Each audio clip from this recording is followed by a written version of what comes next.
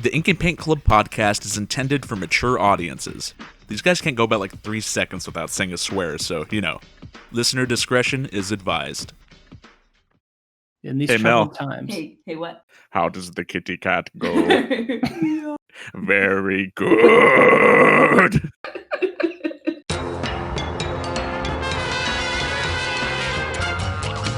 You're listening to the Ink and Paint Club podcast, your weekly home for animation reviews and discussions. Hello, everybody, and welcome to the Ink and Paint Club podcast. My name is JD, and joining me is Matt. Hi. And unfortunately, Kyle is being crushed under the heel of capitalism right now. But not unfortunately. But in his stead, my wife Melanie is here. Hello. My wife. My life. Bringing back that old chestnut. But we brought Melanie on here because this movie we're talking about is one of her favorites. But we are also talking about Cats Don't Dance because it was Matt's birthday last week. And he decided. Well, oh yeah, I guess it was last week. It was recently. Yeah, but you know what? The timing of the episodes releasing kind of threw me off. Well, you know. At first you were like, we're reviewing this because it's one of Melanie's favorite movies, but then we're also reviewing Cats Don't Dance, and I was like, are we reviewing two movies?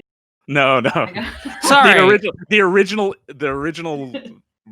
reason why this movie is being reviewed on the show is because earlier in the year, JD wanted to review Titan AE, and he was like, "It's my birthday," and I was like, "Okay, Yeah. let's do it." And so now me and Kyle get to do stuff for our birthday. So I was like, "Hey, let's do Cats Don't Dance." And then JD was like, "Okay," and then Kyle couldn't be here, but then Mel said, "Oh, she loves that movie, so now she's It here." worked out. Yeah, exactly.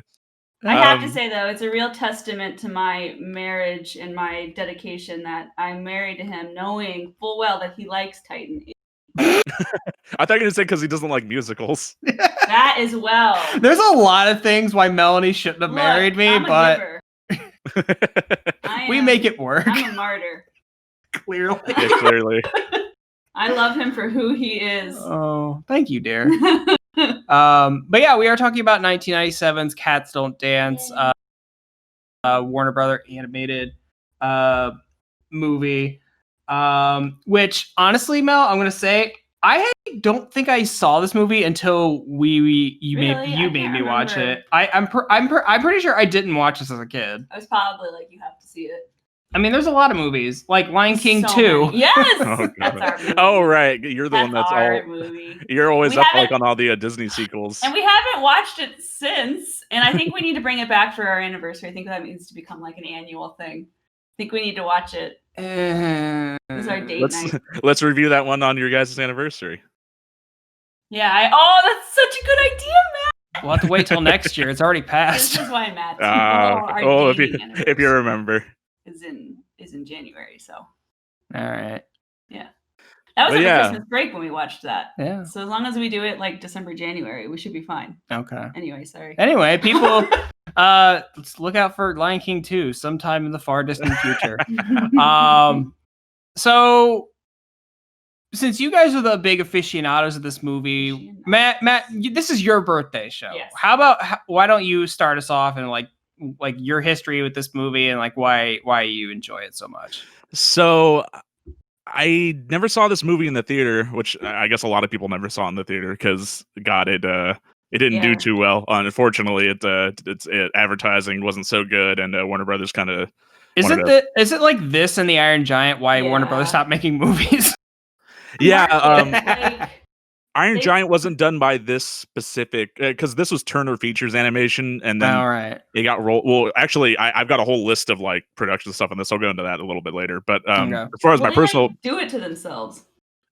as far as my personal history with the movie, I know that I must have seen it for the first time because it was on Cartoon Network a lot. Like I know they used to do Yeah. like the movies on there, Mm. and so I remember watching it on there. I didn't remember like specifically. It was when I was like, young enough for it to have an impression on me, but not enough for me to really remember anything. But they would play like Friday night movies. Yeah.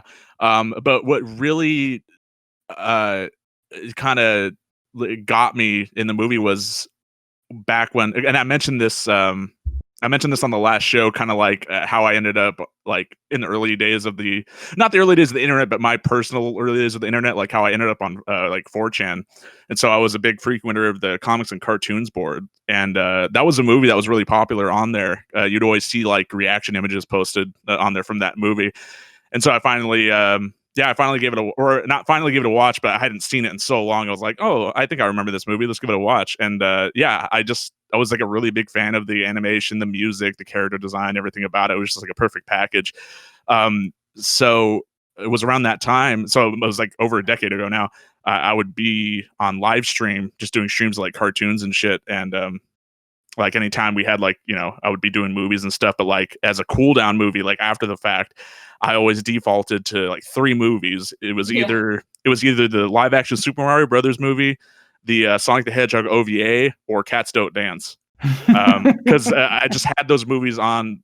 Because there was live stream, they had a thing called Procaster where you streamed live from your desktop. Mine didn't really work that well, but there was an option on there to actually directly upload to the service or the app. And so I had those 3 movies on there. And so Cats Don't Dance was a really easy one to just throw on. And so I watched Cats Don't Dance so much, like back in that period of time. I used to remember like a lot more about it. I haven't seen it like since then, actually. So this is my first time kind of revisiting the movie since then. And the movie is still like just as fun to watch and to listen to and to look at as I remember. Yeah. So the movie has like a big tie with kind of like my history on the internet and kind of knowing the people that I know now, like as far as like cartoons and stuff are concerned. So that's the reason why I picked it. Nice. Mel, why do you like this movie? Growing up, I used to watch a lot of musicals. I used to watch a lot of like Rodgers and Hammerstein musicals. My sister Ashley. Well, my grandparents got us this big like VHS box set of all the Rodgers and Hammerstein's movies, so we were just really into that old Hollywood, golden era musicals. Nice.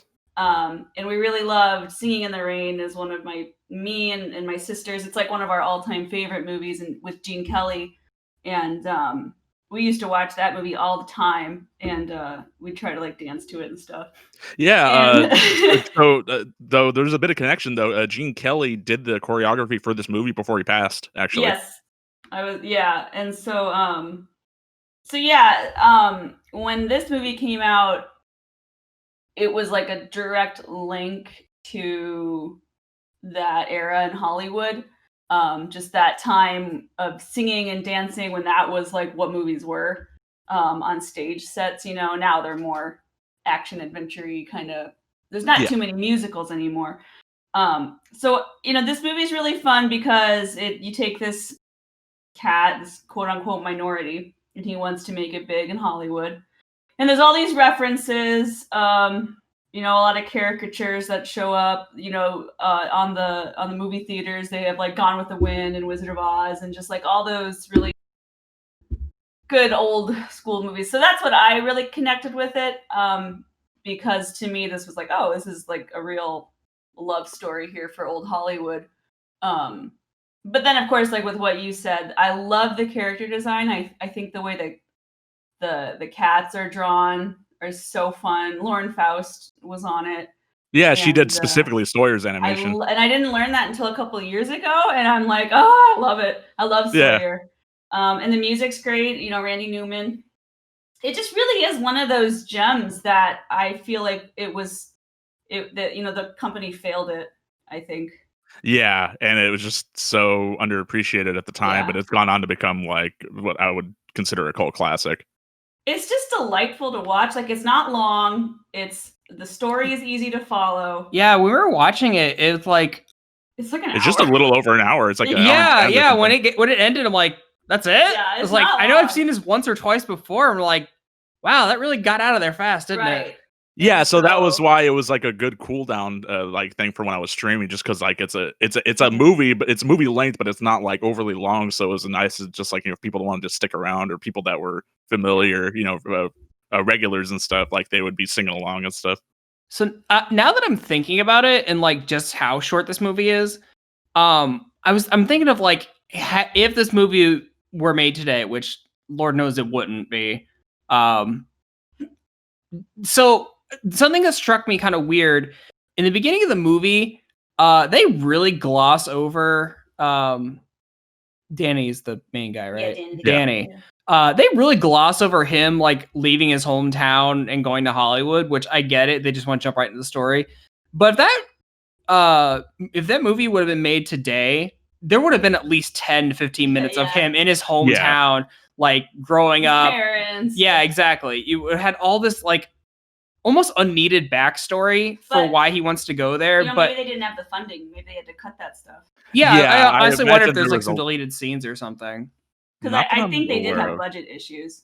No, they had a lot of budget issues. So is this the part where I can get into the production? Go for it. Really quick, before you jump in, I just want to say, I think it's weird in the beginning they introduce it as once upon a time there was a princess and a cat, and then they never ever go back to that like that narrative, fairy tale narrative. Yeah, it is a little strange, but I never really paid attention. So I mean, to that specific part. So that's all I'm gonna say. All right, so go ahead. So yeah, the movie was originally done as a vehicle for Michael Jackson. Yeah. Yeah, it was originally like being worked on in around like 1993. He wanted to like choreograph and write the music. He wanted to do the whole damn thing, star, produce, work on the music and choreography, and then he fell off the project around like 94. And so I saw that like they were gonna have like Looney Tunes characters. Yeah, so I guess that original idea finally went on to become like Space Jam. Awesome. Yeah. So another great movie. So honestly, yeah. So the original Michael Jackson version of this project basically led to Space Jam and to Cats Don't Dance. Well, it was all meant to be then. Yeah, I guess so. So yeah, like we mentioned, it wasn't done by Warner Brothers Animation proper. It was done by Turner Feature Animation, who got folded into WBA, who then also eventually folded like right around after they did Iron Giant, I think. The only other movie, because Warner Brothers ended up buying Turner, right? Yeah, it was something like that. I was reading online that when they sold it over, it even further got the shaft because they were working on Quest for Camelot. Yeah, and so they're like, our first big movie. Which is really weird that you say that, because I was looking up some reference images just used for the title card and whatever. I saw an image for a DVD combo of Quest for Camelot. So that they do have a combo pack for those, or they did anyway. Which I think is hilarious. It's pretty funny. I love Quest for Camelot. I know, we have it. We should review that next. Oh boy. Maybe your birthday. Maybe on your birthday. Oh my gosh. So yeah, the only other movie that Turner Feature Animation did before it was this, and it says animated segments, but it's basically the whole movie for the Page Master. Oh yeah, which honestly almost picked that one for my birthday pick. I was deliberating, and I didn't even realize the connection. I'm really glad you didn't. I have not seen the Page Master since I saw it in theaters. I just remember being traumatic. Well, maybe we'll have to find a spot to put that in the future, because that movie's great. But yeah, like Mel already mentioned, music was done by Randy Newman. Like the musical numbers, the score was not done by him. But in the original theatrical release, it was preceded by a Foghorn Leghorn short, which I neglected to write down the name of. But like I said, since I didn't watch it in the theater, so I wasn't aware of that. I was aware that it did get paired with the Dexter's Lab short, though, because that was on the VHS, fun. And I remember. I remember that for some reason. Like, I remember watching on TV, but I also remember that, so I must have rented the VHS at some point in my life. So, but yeah, the movie unfortunately didn't do too well. It had a $32 million budget, and it grossed back like around $3.5 million. Wasn't great. Yeah. So yeah, then that was, like Mel said, because they also got a hold of Quest for Camelot, and they're like, they didn't want to. I guess they took their chances on that movie instead, and so they didn't want to sabotage themselves with it. So I think they put out like one poster for this movie, and I'm guessing like one trailer, but then I guess the advertising wasn't done so well, and unfortunately it wasn't as successful as it could have been, which it should have been very successful. This movie's like amazing. So the director is Mark Dindal, who So he's actually got like a very impressive resume. I was looking, and he got his start in doing effects animation for predominantly Disney movies. So I've got like a list here. He did Fox and the Hound, Black Cauldron, Great Mouse Detective, Rescuers Down Under, Oliver and Company, and Aladdin. Also did the effects animation. He was a consultant for effects animation on Brave Little Toaster. But the other movies that he's directed aside from Cats Don't Dance were Emperor's New Groove and Chicken Little. I like Emperor's New Groove. I love Emperor's New Groove. I've That's never a good seen one. Chicken Little, but people always shit on it. I guess it's not that good. It's not the I best. saw it in theaters, and I was like 15, so at the time I was like, LOL. God bless Zach Braff, but no, Chicken Little's not a good movie. Yeah, and that was part of the reason why I wanted to see it, like, originally, because I was like, oh man, I love Scrubs, and then I never saw it, and like everyone said it was shit. It's like, oh, I guess that's bullet on that honest to one. God, didn't even realize. Yeah. That's Yeah.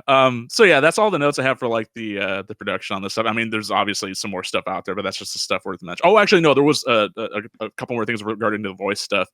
So the original or the voice actor that they got for Pudge, the little penguin boy, Pooch. they found him because the animators were like at lunch one day or something, and a little boy walked up to them and like asked for directions, and he walked away, and they're like, wait. That's the perfect voice for Pudge. And so they chased him down. They're like, hey, are you an actor? No. Do you want to be in a movie? Yes. Which nowadays would be like a horror start of like a horror story. But yeah, so it was the first time a little kid actor. It's really cute. Speaking of the voice cast, the only person on the voice cast I recognize, aside from like the normal like cartoon voice actors they got in there, like Scott Bakula is the one who voices Danny, and it's weird because I literally only know Scott Bakula from that Star Trek show, and he does it from the way he looks does not like that voice should come out of him. Yeah, so apparently he was really big like in theater before before Enterprise, he was the main character on Quantum Leap, which is the thing he's mostly known for. I've never seen Quantum Leap, but I do. Yeah, But yeah, so apparently he was really big in musical theater before this, and so yeah, that's him actually doing the speaking and singing voice, which a lot of the characters in this movie are split between like a singular singing actor and a singular voice actor, like Sawyer is. It's just weird because like Scott Bakula is just a very chiseled jaw, like stern-faced man, and like this, high-pitched, optimistic voice is coming out of him and singing and stuff. It's very strange. He does a really good job, though. I really like him as dad. No, yeah, he does a great job. It's just it's just strange.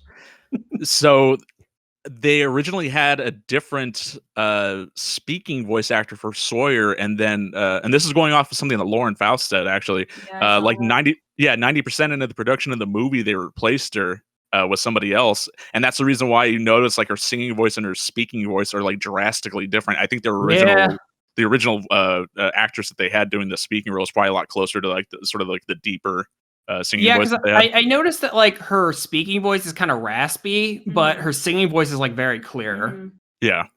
But that's not unusual, I don't think, for there to be different.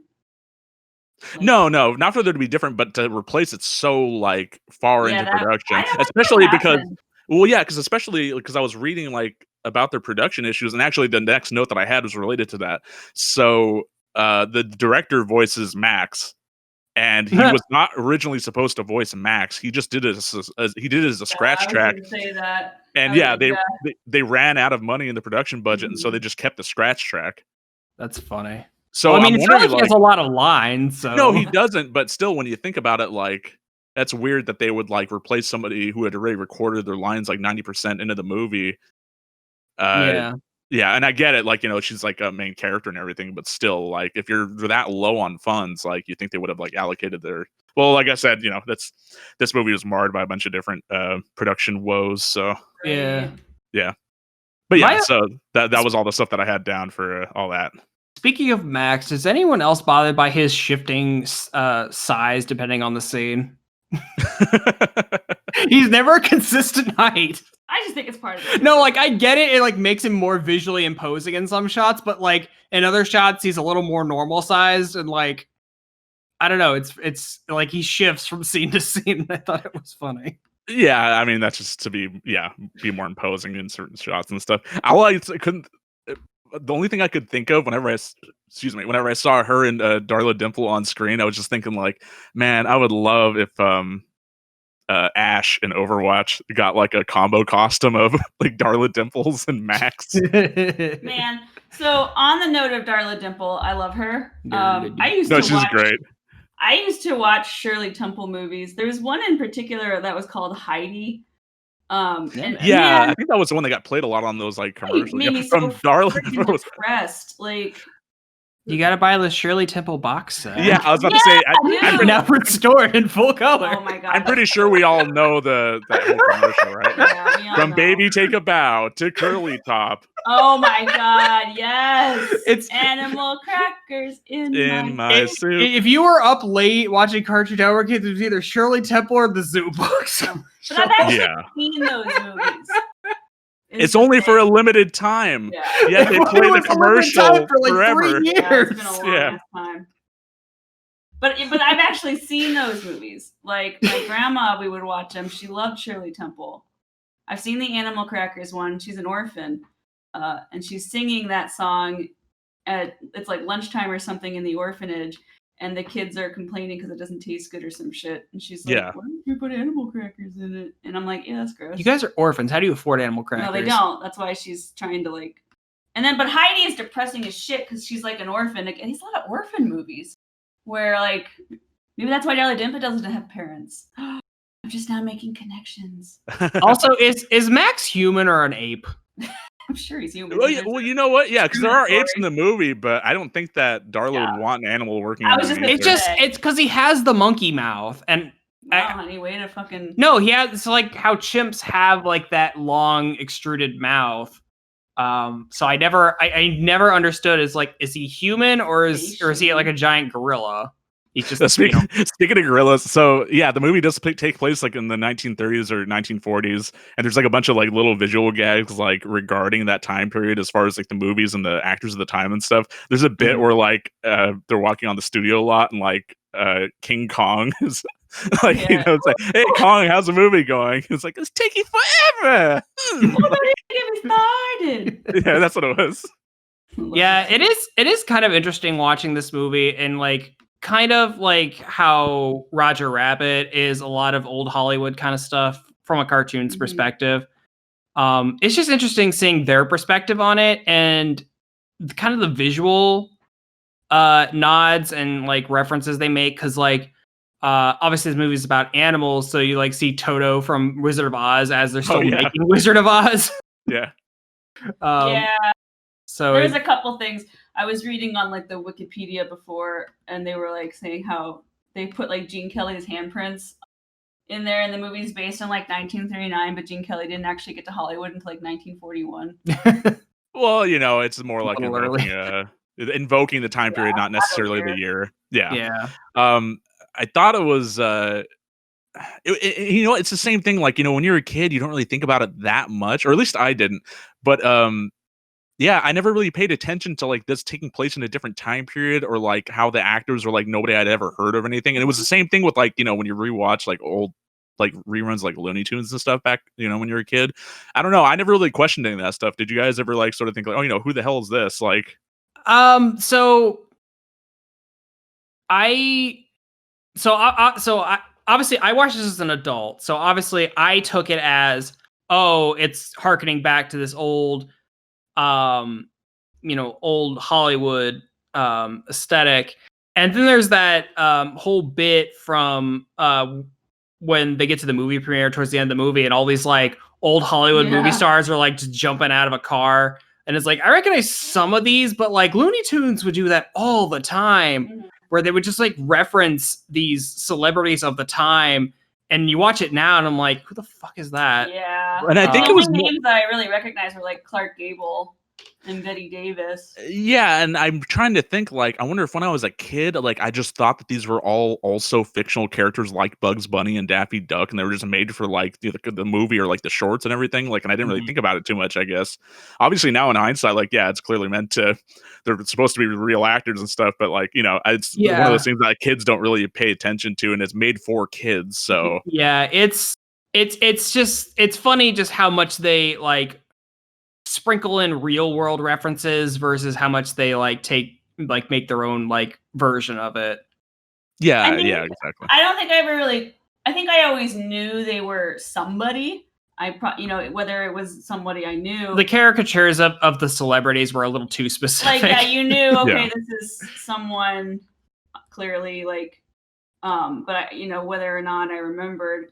But I think I always kind of knew they were making references because at the very end where it says, like, dedicated to Gene Kelly, I was always like, I don't know, like, because I like Gene Kelly a lot. Right. So, yeah, maybe because you're, like, because you grew up with that stuff, so I would think that. Loser. Yeah. Because you grew up with the stuff, so you would definitely be, like, I don't know, I feel like maybe an outlier in regards to that. At least, like, back when this stuff was getting, this came out like 97, all those Looney Tunes shorts are getting reruns, like, back in the early, mid, late 90s, so, I'm just thinking, like, probably the majority of, like, kids that, like, grew up, like, I wonder how they perceived that, like, the celebrities. Yeah, like, and if, and stuff. Gene Kelly helped choreograph it. There's a whole scene in Singing in the Rain that's, like, a dream sequence where he's, like, singing a song. He's like, God damn! And the whole movie is basically him coming from a small town, going to Hollywood, and trying to become a famous dancer. And I feel like that's kind of reminiscent of what this story is about. Is that Gotta Dance sequence from Singing in the Rain. I mean, maybe just very little. I just see kind of some similarities there because it's all Gene Kelly. I was just kind of like, oh, maybe. I mean, I could totally be wrong, but I don't know. I think it's fun to think about. But I don't know where I was going. That's okay. We all go off on tangents. Train of thought happens to me all the time. It was something about Singing in the Rain. I don't remember. I think it's cute though. At the very end, they do have a little Singing in the Rain cameo thing. Yeah. So we haven't even talked about the actual real plot of the movie yet. Yeah. But if we do want to talk about that really quick, just like a flash forward, like at the very end of the movie, there is like a bit of a slideshow where they're showing like a bunch of these movie posters with like all the animal characters like taking the place of the actual actors. So and it's not I take issue with this slideshow at the end. Is it okay? I feel like you're gonna have the same reason that I have. Is it because they're not period appropriate? Yes. No. Not that they're period appropriate. Is that 90% of them are not period appropriate because they start with Singing in the Rain, and I think there's like one in Casablanca. And then it like immediately jumps to like the 80s and 90s movies, and I'm like, So like they go like they do like The Mask. They do the only one that has a parody name is Free Willy, which is Free Chili, which is like the Hippo character. Yeah, but they do they did the Ninja Turtles, they do Twister, Beetlejuice, Superman, Batman and Robin. So it's always like the 80s and 90s movies, and there's only like 2 classic movie parodies. And like I recognize that kids aren't gonna like recognize a lot of these old posters. It was like there's so many of those old movies that like classic movies that you could like make these parody posters of. Yeah, I mean, I think it's fun that they're in there, but yeah, it did sort of like take me by surprise. I did look into it because I was thinking like, man, that's a lot of like very specific like parody stuff, and I did look up to see the production companies behind all of those movies, and they all are Warner Brothers, which makes sense. That's why. Yeah, as soon as they started showing like Superman and Batman, I'm like, okay, these are all Warner Brother movies. Yeah, so that makes sense that they would want to keep stuff within like their.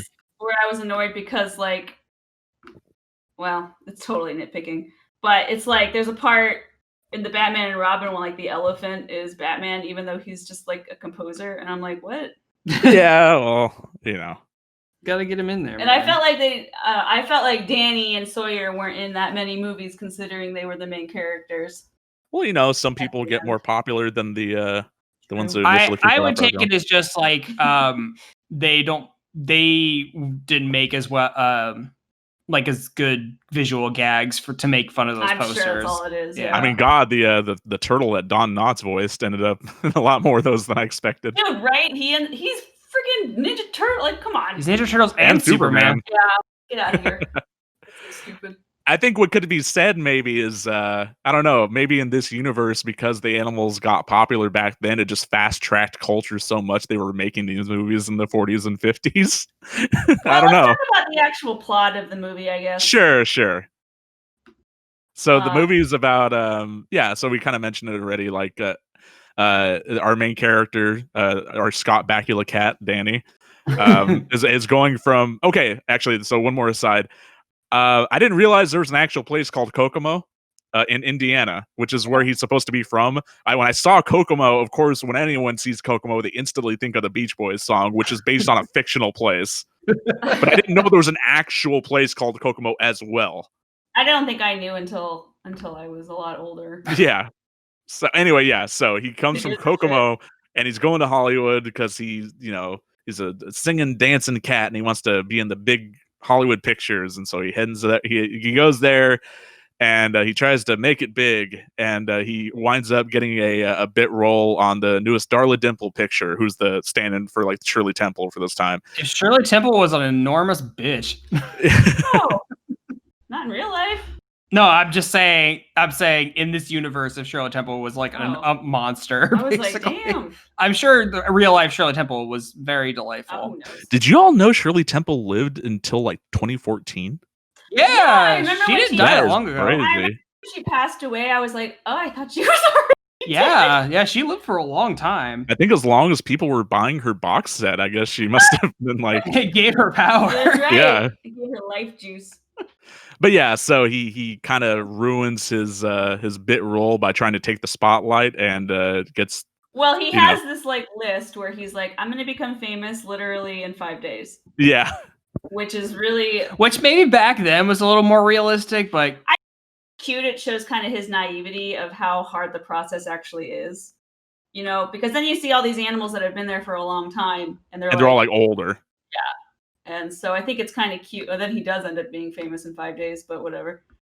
Yeah, it was fun to like. That's the magic of Hollywood. Right.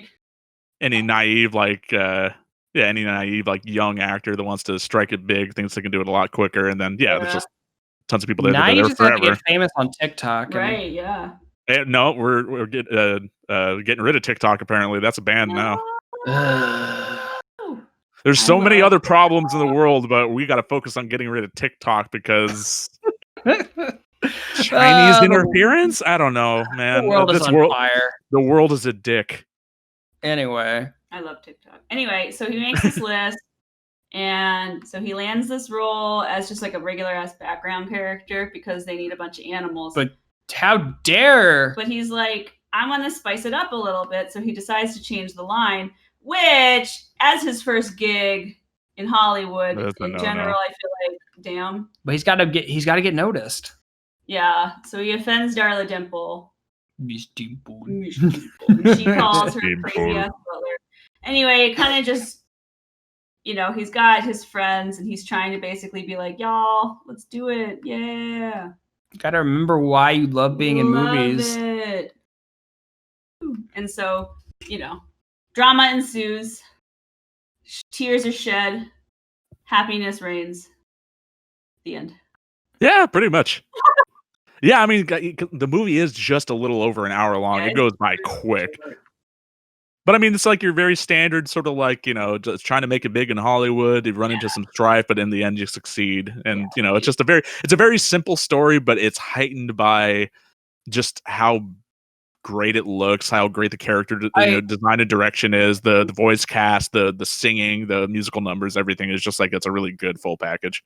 I do want to give a lot of credit because even if this did have a lot of like financial or, just any kind of setbacks, I mean, this movie is really well animated. It's very fluid. It's very fluid. Like every character is like extremely expressive. Like just watching Darla's face contort is crazy. Oh, Darla's faces are like the best thing in the movie. Like bomb. Yeah, I'm sure whoever animated her had a lot of fun with it. I just Yeah. love her hair. Could you imagine animating that hair?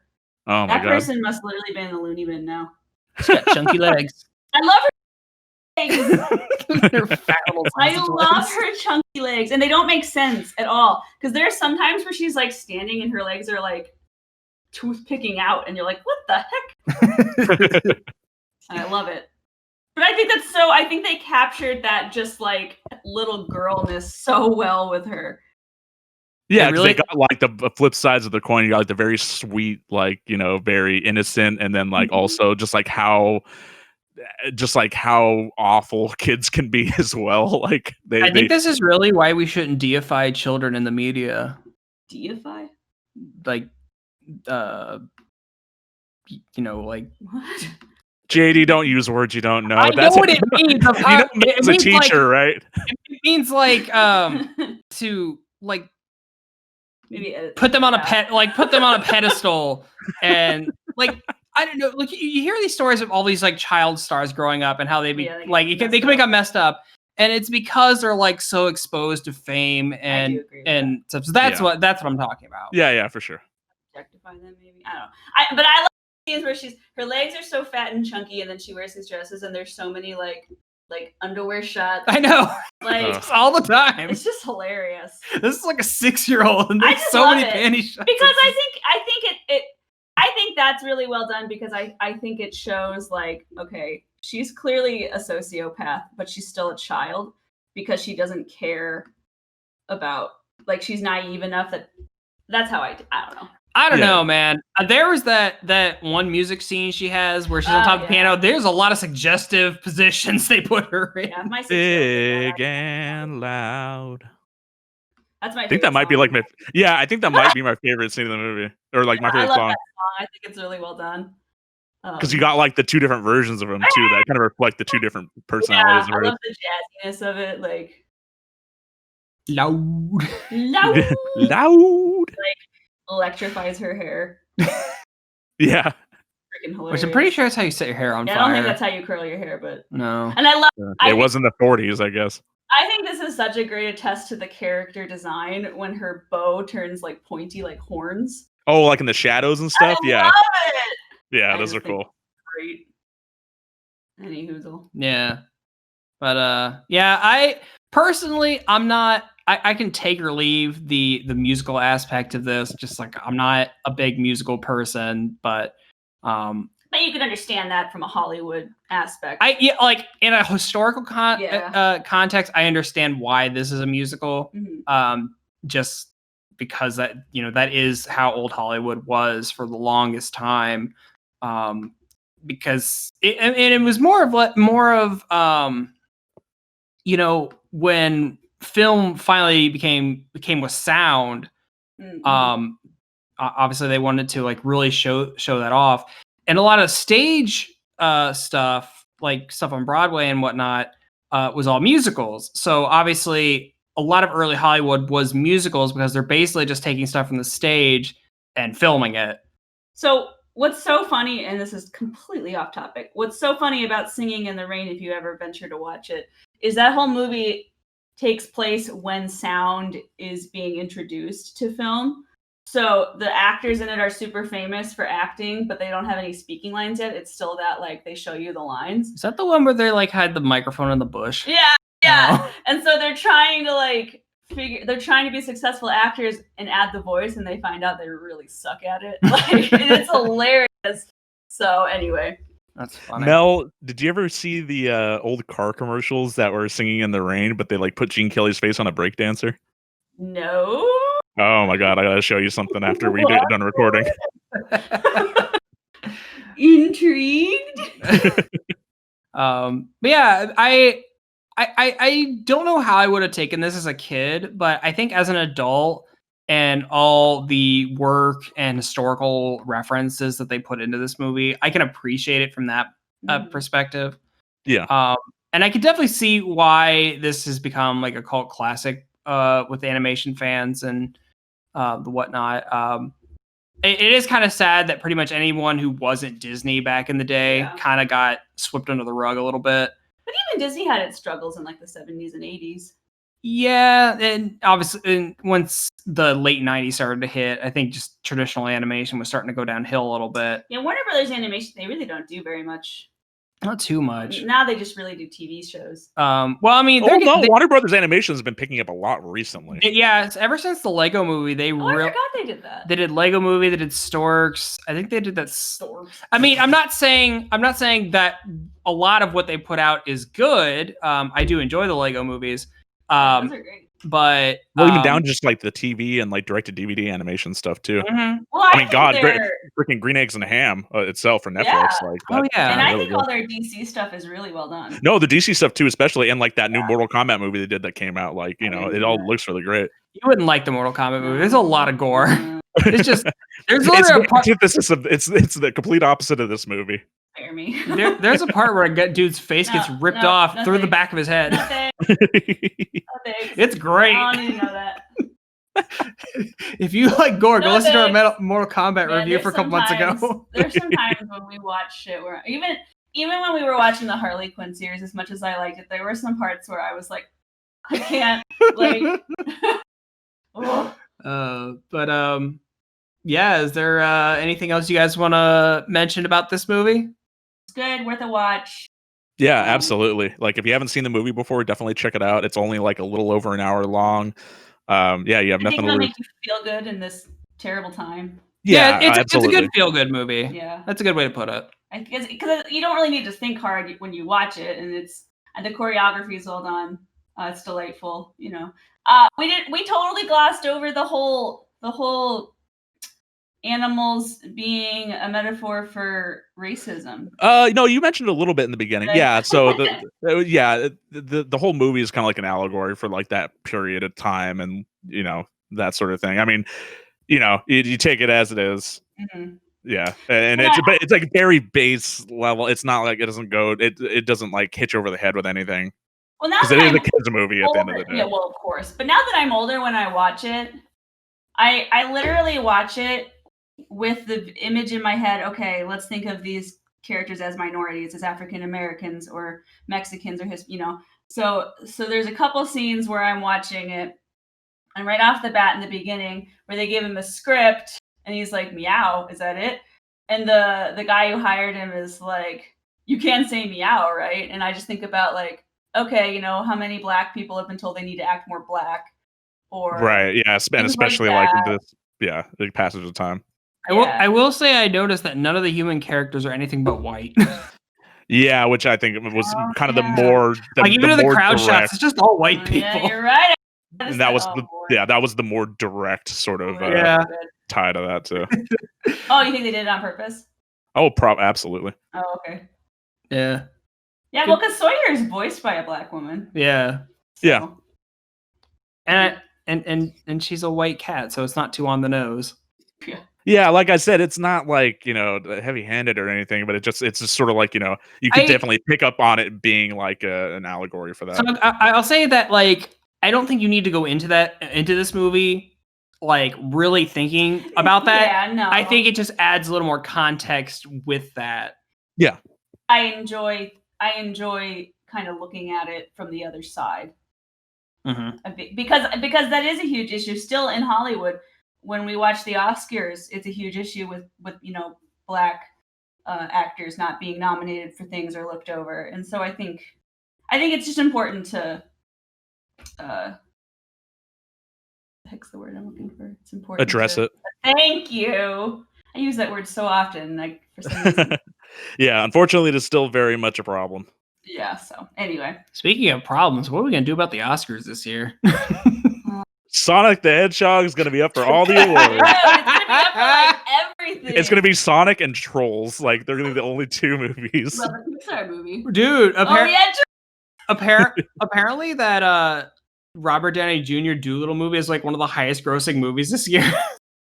Just because it was like one of the last movies in theaters. I literally didn't even like. I think like what was it? That new Bad Boys movie came out like right at the beginning of the year too, and I think that one's like or something. Well, I honestly, they're gonna have to like really extend what is considered for nomination this year. Yeah, no more of this. like- Oh, it has to They play in a said- theater rule. They're gonna have to start Yeah. dipping into like streaming stuff for sure. That's Yeah. what they said they were gonna do. Which Yeah. it should have been doing in the first place. God damn it! Like, But now it's gonna force their Well, hand. This is Yeah. and this is the whole thing with Hollywood. Hollywood is so far up its own ass.